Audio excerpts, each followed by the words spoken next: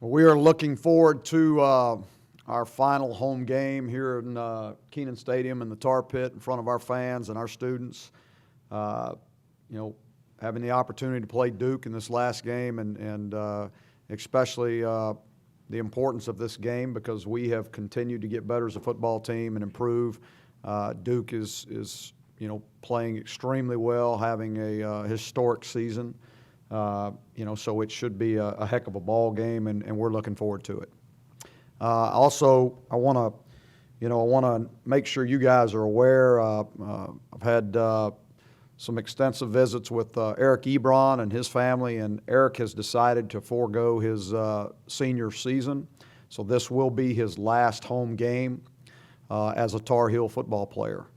I'm proud of what Eric has accomplished and how he has represented the University of North Carolina, and I'm excited for him and his future. And I think this was a good decision by him and his family, and I fully support it. And we'll be sad to see him go, but excited also for his future. He knows this is going to be his last home game. He would like to go through the process that the seniors do, where we acknowledge the seniors for their last home game.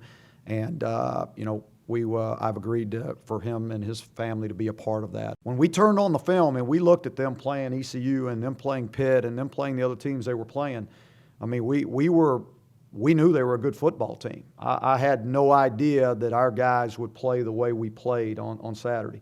We challenged our guys, and they took it to heart, and they watched the film, and they realized that was a good football team. We played harder than they did. I mean, we played harder, and that's not to take anything away from them, but our guys played hard. And not only did they play hard at the beginning, we challenged them at halftime, and they came back out in the second half. And it's not easy to do. It's not easy to be ahead like that and then come back and have that same intensity. I know everybody outside of the game of football thinks, well, yeah, you just go back out and do the same thing. Well, it's not. It's hard to do. But our guys accepted the challenge. They went out and they played the same way in the second half. There were so many good things. I mean, first of all, with the explosive plays on the special teams, kickoff team, I mean, pinned them 6 times inside the 20. We averaged, our net was over 41 on punts. Then you go over the defense and defense. Going into that game, I believe in 11 football games they had punted 24 total times. They forced 10 punts in that game the other day. Give David and his staff credit; they have done a great job. Go defensively first. I mean, they got kids they're playing hard. I mean, and they're playing some young kids, and they're in the right position.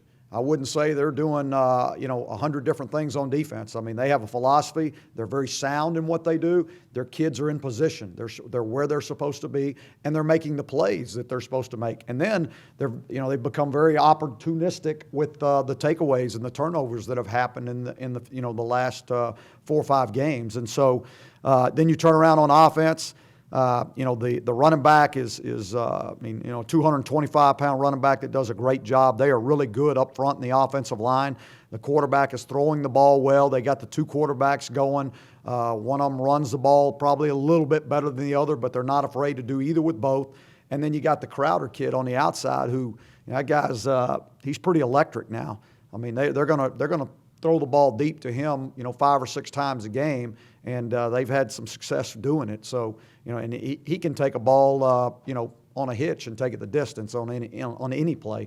I mean, he's a heck of a return guy also. And then you go over to their special teams, and that's as we look at all the special teams every week, I mean, these guys remind us of ourselves a lot. They put a lot of emphasis on it. They're very sound in what they do, and they expect to make game-changing plays in the special teams just as we do. We don't have a whole lot of seniors, but, these guys have invested as much as any other senior class anywhere in the country. And so they have put a lot into this, and they have done a great job of leading this football team. And I'm proud for them because, again, when you are 1-5, you can go a lot of different ways. And you got to have your core that believes in what's happening, and they got, and because they're leading, and they're the ones that did that. And we continued to be 1-0, and we're going to, again, that's where the focus will be this week, and hopefully that enhances our postseason.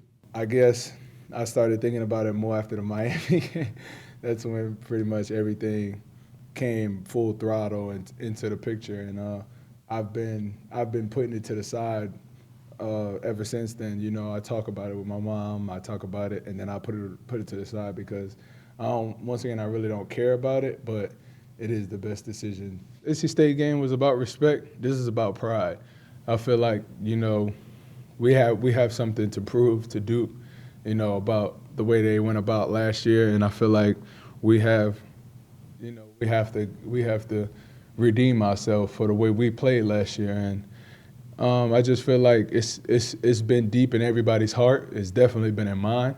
Like I barely want to talk about it or hear about them, and I mean it's just different. It's a different feeling that comes upon what we've been waiting for this week since it last happened. We just got to go out and play our style of football. You know, I mean, we know that they're up for something big and we're up for something big. You know, I mean, like Ebron said, we're up for pride. I mean, we feel like we let our fans base down last year, giving the bell back, and we got to feel like we need to bring the bell back this year. I mean, it's been over 30 years that they didn't never had the bell, so they finally got the bell, and for them to run with the bell and paint it on our side, that stuck with us, man. I mean, we've been sticking with it for a long time, and we just got to come out and execute and do what we need to do to be 1-0. You know, as Amala's 1-0 after every game, so I mean, we just got to go out here and just play our style of football. I mean, just do what we need to do if we can get this W. And like I say, it's playing for pride. You know, they got a great punt team. They've done a great job all year with it. They've given up some returns. So, you know, we'll just see. You know, they're going to game plan for me. You know, all it takes is one. So, you know, hopefully they end up kicking me one, and we'll see what happens.